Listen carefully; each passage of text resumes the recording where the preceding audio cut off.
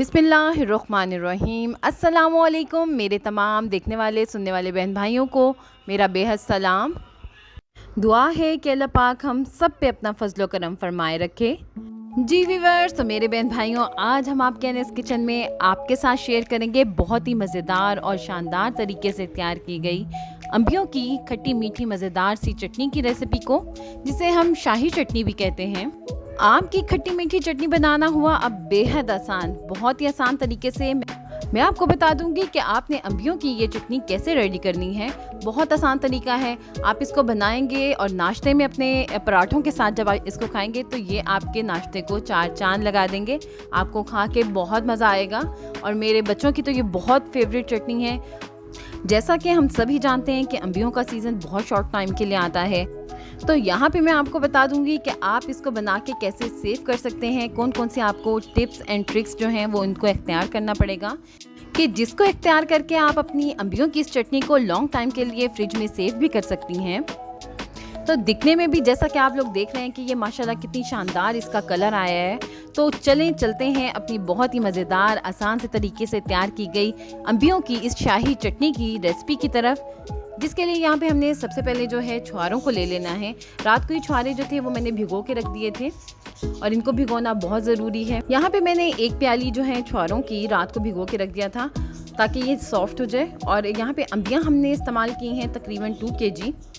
कच्चे आम या अंबियों की बात की जाए तो इसके फ़ायदे बेशुमार हैं।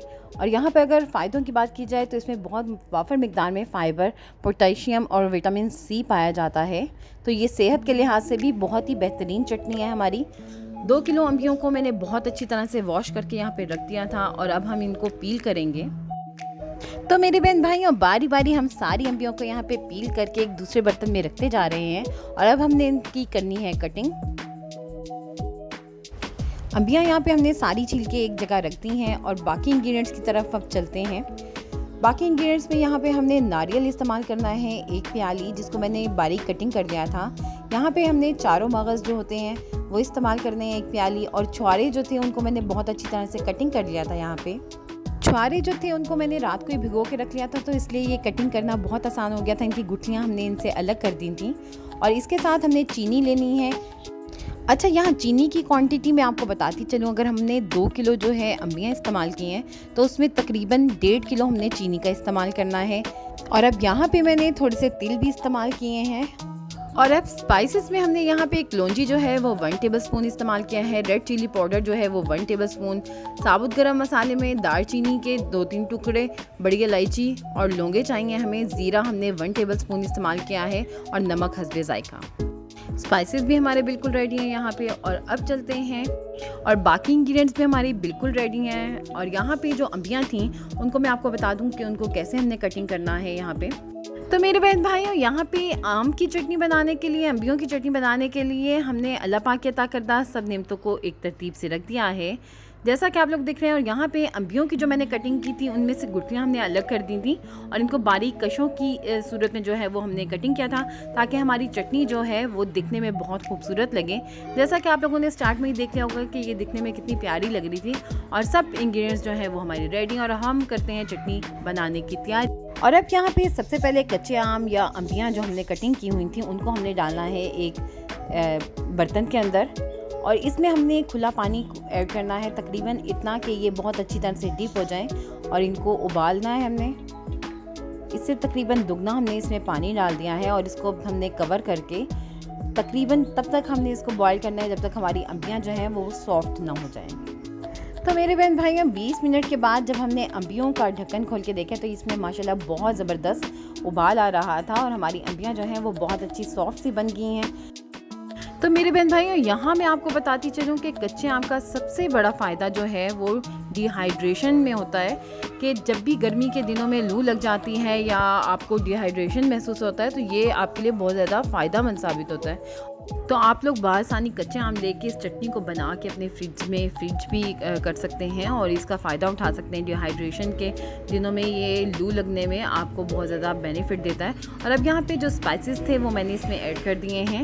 इस पॉइंट पे जब इसमें बॉयल आ जाएगा अच्छी तरह से, ये हमारी कच्ची अम्बियाँ जो हैं वो गलना शुरू हो गई थी, तो हमने तमाम स्पाइसेस जो मैं पहले ही आपको बता चुकी हूँ वो हमने इसमें शामिल कर दिए हैं और इसको हमने एक दफ़ा और अच्छी तरह से मिक्स कर दिया है। देखिए माशाल्लाह ये कितनी प्यारी इसकी शक्ल आ गई है। और अब हमने इसमें चीनी को शामिल कर देना है। इस पॉइंट पे हमने इसको चीनी इसमें डालनी है।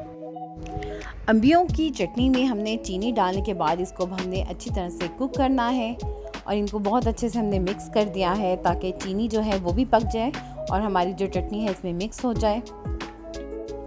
और अब यहाँ पे हमने मुसलसल थोड़ी देर चम्मच चलाना है ताकि चीनी जो है वो हमारी अच्छी तरह से अम्बियों के साथ जो है चटनी में मिक्स हो जाए और उसके बाद हमने इसको कवर करके कुक कर।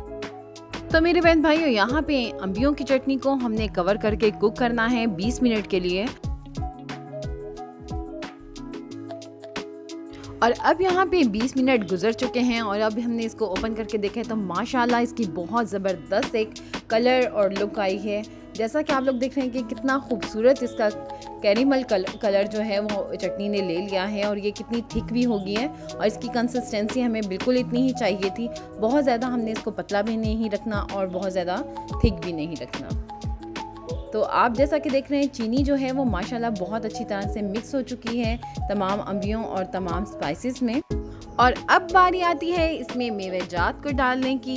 यहाँ पे जो तिल और हमने चारों मगज़ लिए थे उनको मैंने इसमें ऐड कर दिया है हमारी जो चटनी है उसमें। और साथ ही हमने जो छुआरे कटिंग करके रखे हुए थे और जो नारियल कटिंग किया हुआ था उसको भी हमने चटनी में ऐड कर दिया और अब इसको हमने बहुत अच्छी तरह से मिक्स कर देना है। जैसा कि आप लोग देख रहे हैं कि माशाल्लाह चटनी ने कितनी खूबसूरत जो है वो लुक दे दी है।